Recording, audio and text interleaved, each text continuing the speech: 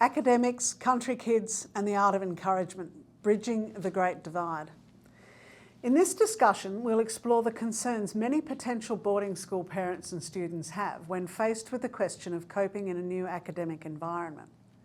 There's often a concern, particularly when a student is coming from a remote school situation where perhaps academic exercise isn't as rigorous. Will they be able to keep up? Will they be able to cope? What are the expectations? What will be the emotional impact? And are those concerns really warranted? Our panellists for this discussion are Jasmine Palmer, Director of Co-Curricular and Acting Head of Boarding at Abbottsley; Lisa Chalmers, Director of Health and Wellbeing at Barker College; Dr. Lisa Fay, OAM, a psychologist whose practice prowess focuses on teen trauma and mental wellbeing, and who also has lived experience as the mum of 5 ex-boarders; and our very own Ruby Reithmuller, who is founder and director of female-led youth mental health advocacy group Womankind, and who will also be exploring these and other topics with current students as part of our summit. So let's start with that fundamental question about academic prowess. Jasmine, are those concerns valid? And is parental concern warranted, do you think? Absolutely. I mean, we experience a lot of boarders who join us in year 7, or in fact in any year in secondary school, and often that's one of the biggest concerns that we get from our parents, is that they're concerned that if they haven't had an Abbottsley junior school or equivalent education prior to starting in the senior school, that their daughters might have some gaps that need filling. And so we're very aware of that, as I know many schools are, and have worked really hard with parents previously, with teaching staff, with our Director of Wellbeing, as well as our learning innovators, to ensure that we've got the right support networks in place for those girls when they join Abbottsley, whether it's whether they know what those gaps are and being able to support them in those subject-specific areas, or it might even just be general study skill areas, or whether they're coming to us with complete uncertainty, that they have no idea where their daughters are falling behind, if at all. And so we're able to provide them with an opportunity for some testing as well before they start, so we have that information and can plan to support them. So it is warranted. I know a lot of our country families feel that, and it's often top of the list in terms of conversation when they come to tour or come to inquire with starting with us. So we'll jump ahead. I had another question. You've helped to answer that already. But both Lisa Chalmers from Barker and Jasmine, the support mechanisms that you have in place at your schools to lift country students once they arrive in that new academic environment, bearing in mind that they're also in a new boarding environment and the impact of that. How do schools best identify what a student is actually capable of academically? Yeah, so look, doing some form of diagnostic testing is probably really important to have that data, that concrete information. But from there, it's really about having open lines of communication between the teaching staff, the student, the boarding staff, and the parents as well.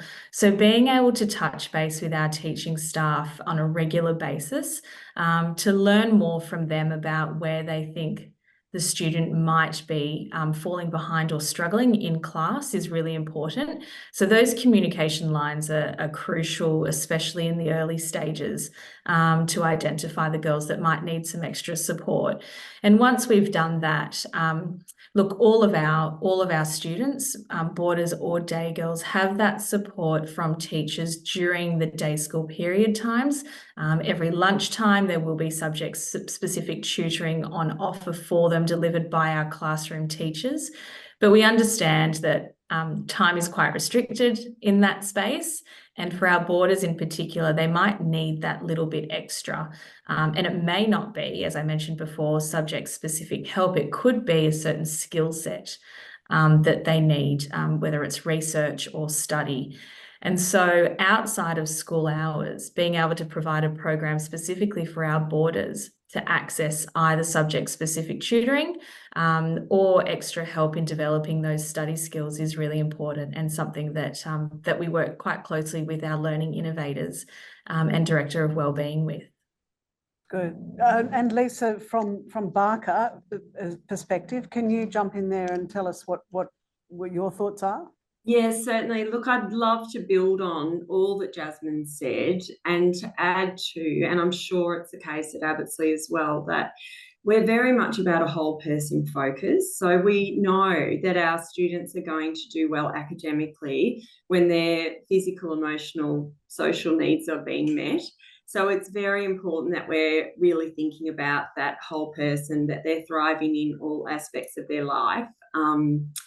That their needs are being met and that they're living well in community in boarding. So I think all of that blends in together so nicely. And in fact, I think it can be really advantageous to be a boarder for their academics, because I think they're at school and their needs are able to be met in a whole complexity of ways. And just staying with you for a minute, Lisa, in terms of wellness, in your experience, what part does that academia or the fear of being left behind or not being up to scratch, with their peers, how does that, what part does that play in the experience of a new boarder emotionally? Yeah, well, I think it's very individual and it depends on where they've come from. But it definitely can be a piece. But I think part of being in a boarding community is that sense of having that inbuilt community at the school. So there's a real mutual support amongst the boarders. And then obviously, as Jasmine mentioned, we can tease out individual needs and adapt and adjust accordingly. We're very focused at Barker on progressive reporting and data tracking, so that even though families aren't sitting down at the dinner table every night with their kids and asking them how they're going, they're actually able to log on to the students' portal and see how they're tracking and have that information, so that it's not the end of the term when they suddenly find out they're not doing what they need to be doing, or the wheels are falling off, that we're tracking this as we go in real time.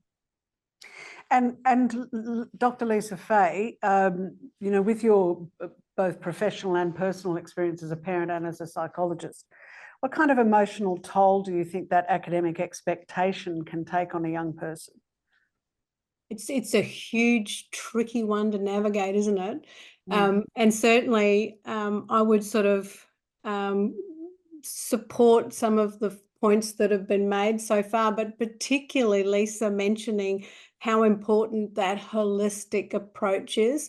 So, really belonging as part of the community of school has to be the first point of security for a new student. And when we sort of focus on what we're measuring when a young person's entering any new environment, whether it's boarding school, particularly the transition to high school, we've got to be really mindful what we measure. So we're putting a very strong focus on the academics, in silo to everything else, leadership, community membership, all of the aspects of sport and engagement with friendship groups, etc. And just getting involved in the character and the ethos of the school.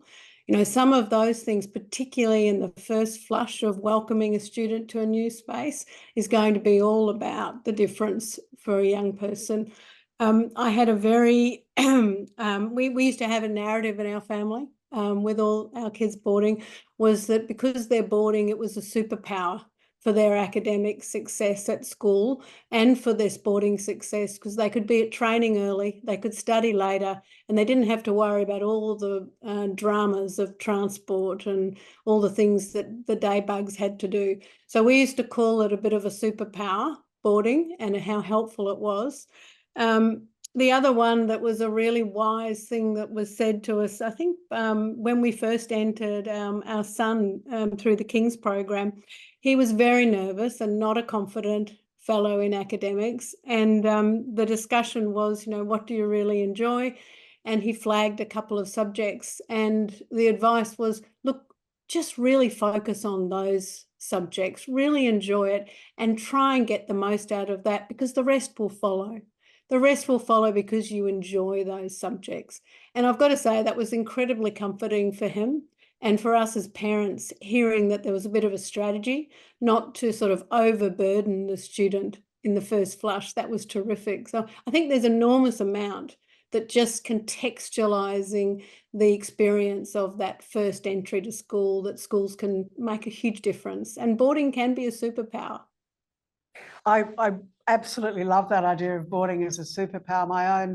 My own son, I have two children. One was very academic and she flew. She could have been under a rock and been academically inclined.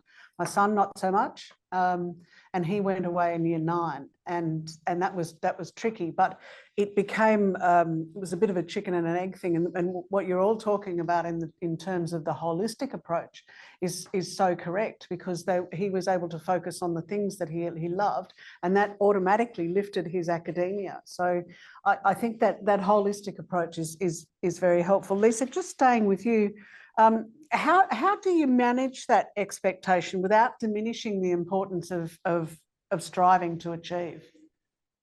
I actually don't think in this day and age we have much of a challenge about missing the point of academic striving. The focus is so strong. I think the issue we have as parents and as teachers and educators and any support role is actually tempering that, and making sure that everyone understands that it's a long game. And this exam, while important, is not the only show in town, and that it will play out over years and months and your lifestyle and your lifetime. So I guess I'm feeling that our mission at the moment is more to contextualize education for the purposes it serves in the long run, rather than make it a deal breaker on the day-to-day. So, but that's probably many years in the saddle speaking, and probably a pragmatism around prioritizing, mental health and well-being. Yeah, Because, I mean, you're talking about many years in the saddle, but I see Ruby there nodding her head quite vigorously when you're talking about contextualizing it in the overall scheme of things and not focusing. Ruby, jump in and tell us or your experience, and what do you hear from some of your younger students that you talk to and current students about that expectation in terms of academia and how important it is in the overall experience?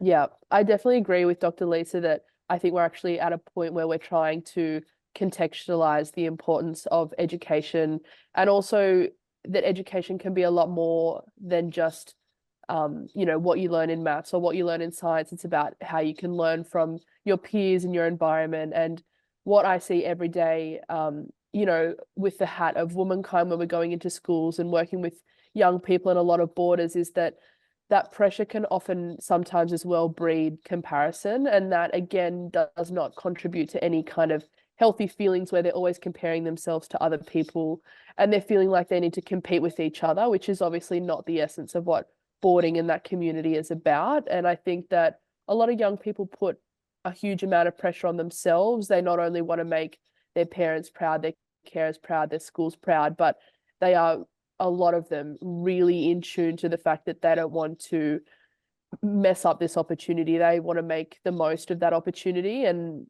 I think, that pressure is really hard.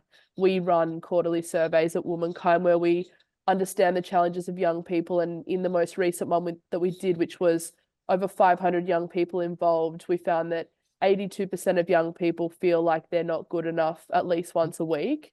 And I think when we look at boarders, when we look at any cohort of young people, to think that more of them are feeling like they're not good enough than those who don't experience that emotion is something that we should be bringing into focus more, because when they do have those limiting beliefs and that almost imposter syndrome, they are not able to, achieve their full potential and be their most truest person. And throwing back to both you, Jasmine, and you, Lisa Chalmers, can you expand on those thoughts of Ruby's there, or contribute to that? Yeah, I totally echo Ruby. I'd just written before reaching their potential. We want them to be who they are in the world. And I think we need to be really careful about layering. I think the world layers enough onto our kids already, and just be who you are. We want them to reach their potential as individuals. And we do want that education for life. We want them to learn the maths and the English, but we also want them to learn how to do life well, how to seek help when they need it, how to keep themselves healthy, all of those, the big context of. And I think boarding is such a unique opportunity to really build those skills and independence and resilience and living in community and all of those things. I think it's such an opportunity. Jasmine? Yeah, look, absolutely echo everything that Ruby and Lisa have said. Also, I think, you know, boarding is such a wonderful place to also learn those skills, as well as empathy and compassion and respect for yourself and respect for others. And much like Lisa has said, you know, we just want the girls to be the best versions of themselves every day.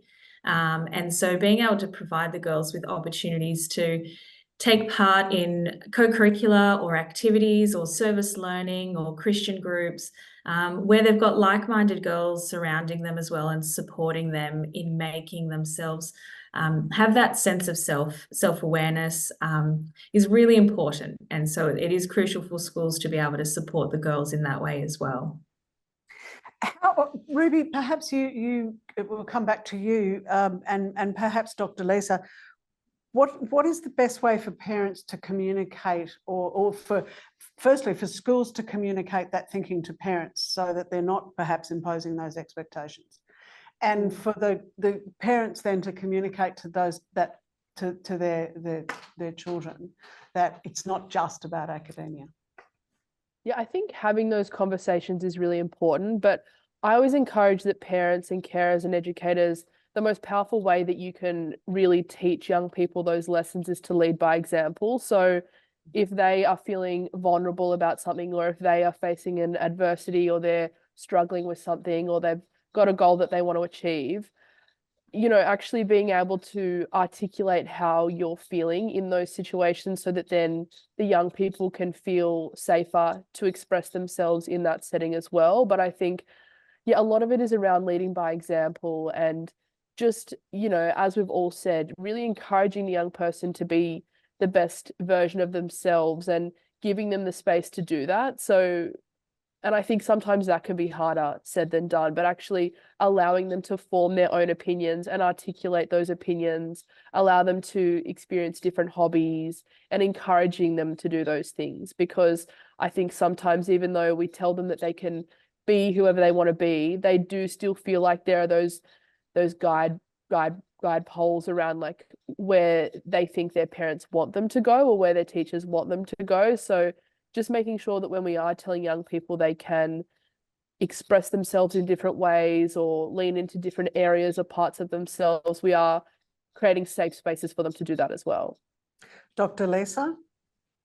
Yeah, super tricky. This is like the masterclass on parenting skills, isn't it? So like it's I'm taking notes. It's a really hard tap dance, isn't it, to give the space for the child to explore while maintaining the focus on, you know, the importance and how much we value, you know, the educational experience. And you know, to be frank, how many parents have really, you know, committed significant resources and their focus to make sure that their children have the best opportunity. So I think it's about being really honest about all of those pressures as well. So saying, you know, this is something we really want for you, and the reason we want it for you is so that you can explore and you can investigate and you have access to all these resources. I think there's also an aspect of age and stage, and I'm feeling that we often forget that, you know, the child in year 7 is a completely different animal to the one that's graduating year 12. But I do hear a lot of the discussions that I had with these little ones coming into their first year in high school about the fact that they need to plan for their HSC. And it makes me very concerned, because I think they've already set themselves on a very short journey, which is in fact one that could be a very different long and windy road to an HSC, rather than sort of, in the first moment deciding you have to be in a certain math class to ensure that you get the right HSC score. So I would just remind, parents that, we need to pace our parenting, and to a degree expectation, to reflect actually the challenges that are at hand. So in year 7, just being there, turning up and feeling comfortable with the cohort, yay. Year 12, it's a different show. And we might be talking more about, that. And it's also about the context of the school system. A number of my kids experienced significant events during the periods of their schooling where they had challenges within the school, COVID. And so all of us have to contextualize how we support our kids during those periods, and the pressure can't be just always on. We have to make sure that we make room for, the ebb and flow. I would also sort of just be mindful that we do things to investigate individual talents, and I really love it when I see school systems that are making room for kids of all interests, and give them opportunities to explore personalities, and skill base, and sort of congratulate kids for investigating areas that perhaps are roads less often tread. So I love to see how we celebrate different aspects of kids' skills. So yeah, those were probably some short answers, but that's a really big subject.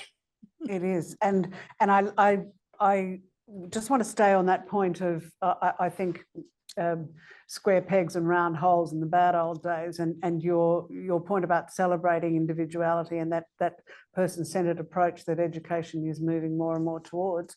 So from a school's perspective, both Lisa Chalmers and to Jasmine, that the role of the individual and a tailored learning environment, and celebrating those roads less travelled, as Lisa put it. How do your schools encourage that? Oh, absolutely, we encourage that. And I think, as Dr. Lisa mentioned, like more and more, like diversity and difference is great. And if we were all the same, it would be very boring. So we want our students to explore as many opportunities as they can, and to make mistakes and to learn from those mistakes, pick themselves up and move on to the next thing, and work out where they fit and who their tribe is and what brings them joy and all of those things. And I think one of the great benefits of big schools is that we are able to offer such a vast smorgasbord of opportunities, from music to drama to art to sports, and I think having many different kids in a school, but for them all to be able to find their place is very telling, I think, to the success of the school, that they're still able to find their tribe and their place and their people amongst the vastness of it all at times. And Jasmine, is that individuality and exploring those different routes for children and for students, is that something that Abbottsley champions? Yeah, absolutely. And I think it's an interesting one. We like Lisa mentioned, we have a smorgasbord of activities and clubs and co-curricular opportunities for the girls to take part in. That one of the challenges is actually saying to the girls when they start, it's a big list, you don't have to do it all. There's a big list, not so that you can fill your schedule. There's a big list because our objective is to provide something for every girl.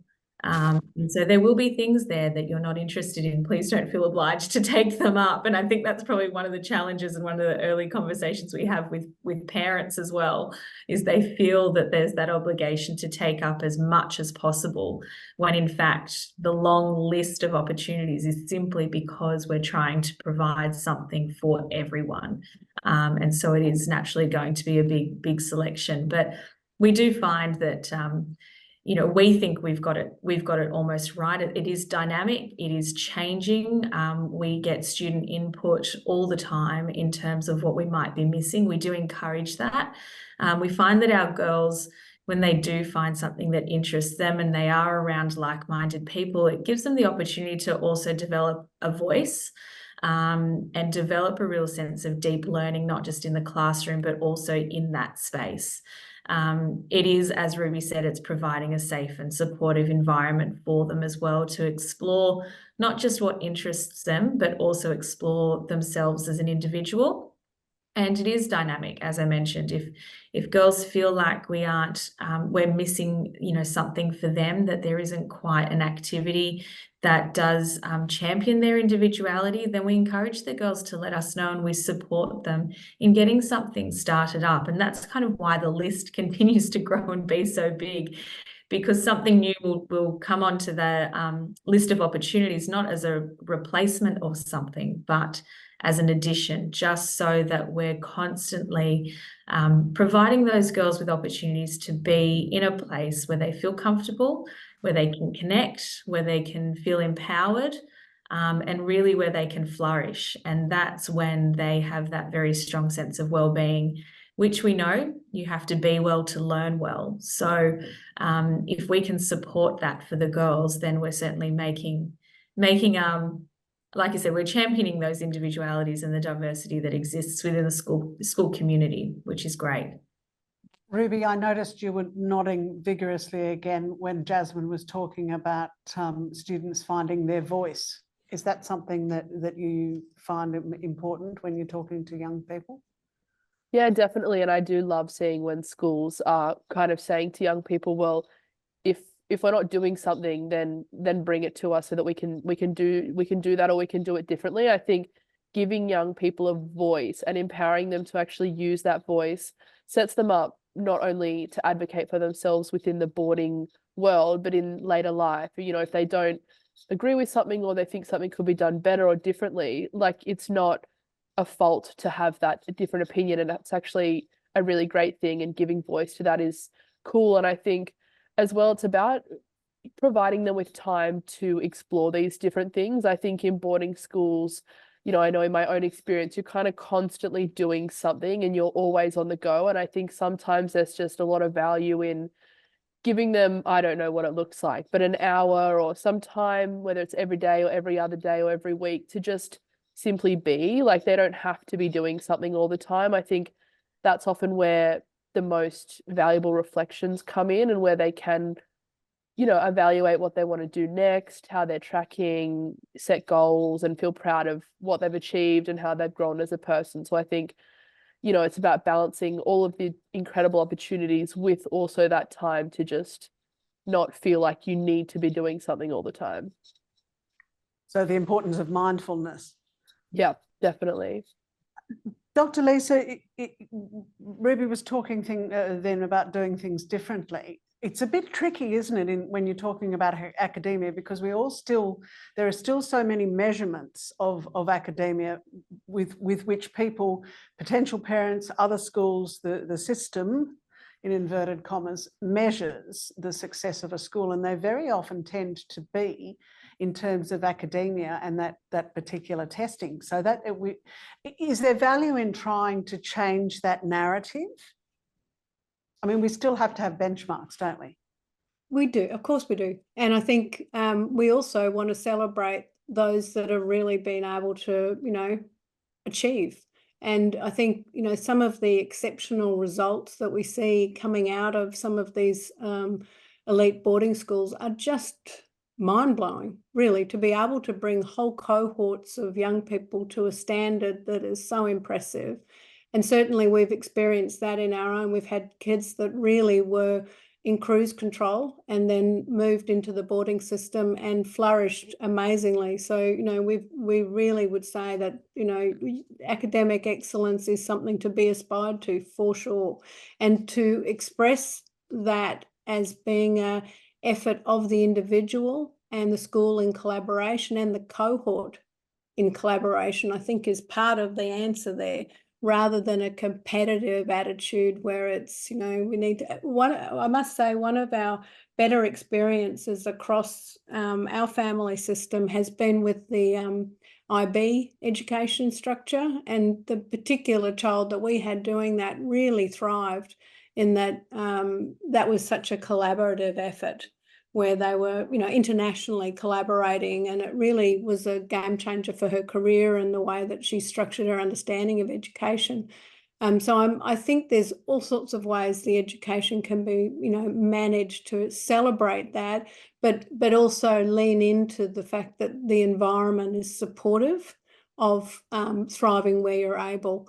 I guess the other part of that equation is also to then celebrate those who are also witnessing and supporting those who are achieving. And being a member of a very high achieving school is a great thing as well. And we need to make it a great thing to be part of that environment, even if you're not necessarily a high flyer in that. So that's about belonging. And I think we can be associated to an identity, if it's done correctly, that is successful. And you know, there's clubs that win and there's clubs that don't, and we know we sort of happy to belong to them through the good and the bad times. And I think I'll think of a couple of educators that talked about the history of some of these schools that have been around for a really long time, and talking about how they've supported cohorts through difficult times to still maintain a level of achievement and coherence as a group. And I think that's a really important message, that as a group of year 12 or year 10 students, that they've come through as a cohort and they've looked after each other and they've managed each other successfully and managed their well-being successfully. I see that very strongly in boarding groups, that they can really identify when they have, as a group, have succeeded to make it to the close of the year or make it to, and that's a great time to celebrate, irrespective of individual academics. Lisa Chalmers, that individual academic cheering for those who do achieve is still as important as championing the individual in other pursuits, isn't it? Absolutely. And in fact, we talk about the peloton at Barker. So we do it together, and we lift everyone up in the process of doing that, and we celebrate everyone.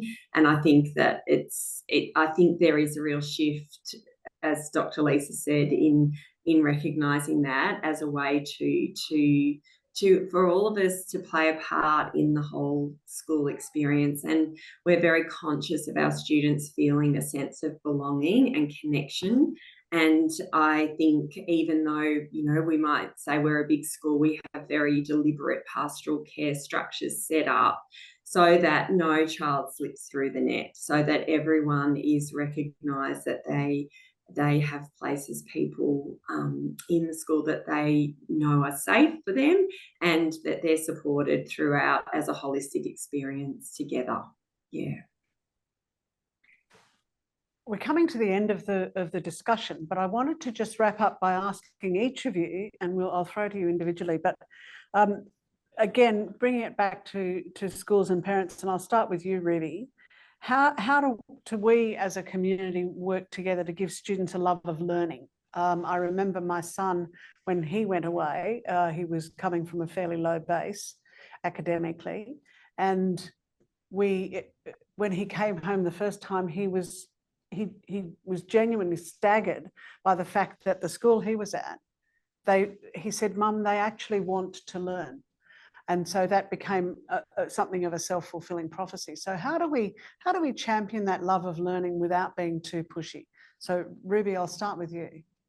I think it's about positioning that idea that learning is an opportunity and that not everyone actually is blessed with that opportunity. And so, you know, for something that we almost take for granted, like the need to go to school every day, some people don't even get the chance to do that. And so it being an opportunity in itself, but then also all of the opportunities that come with an education, and especially a boarding education. So I guess understanding their goals for the future and what they aspire to be, and whether that's, you know, academic based or not, the foundations and the transferable skills that you learn within educational institutions, and how they will allow and foster them to be able to reach their goals when they leave school as well.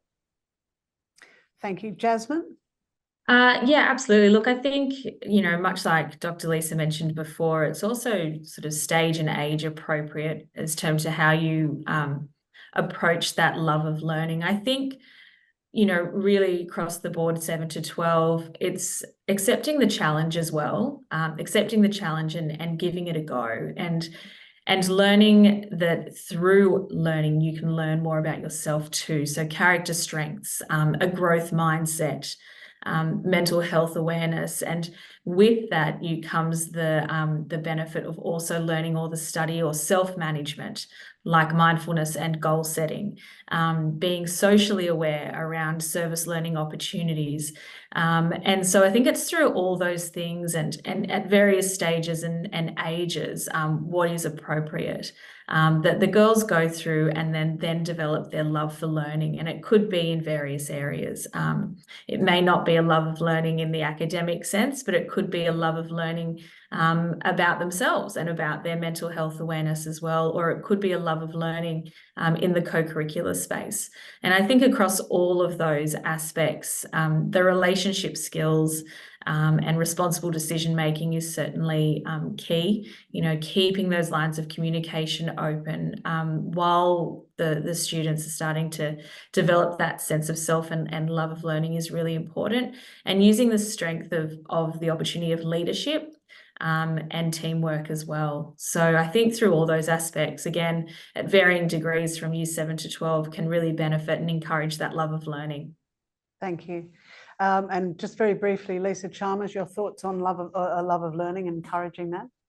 Yeah, I think it's very much about laying foundations, and whilst every child will develop at different stages, accepting that and just letting them, having that really strong grounding. And I also think it's a real partnership with the families. It's not just handing your child over to the school.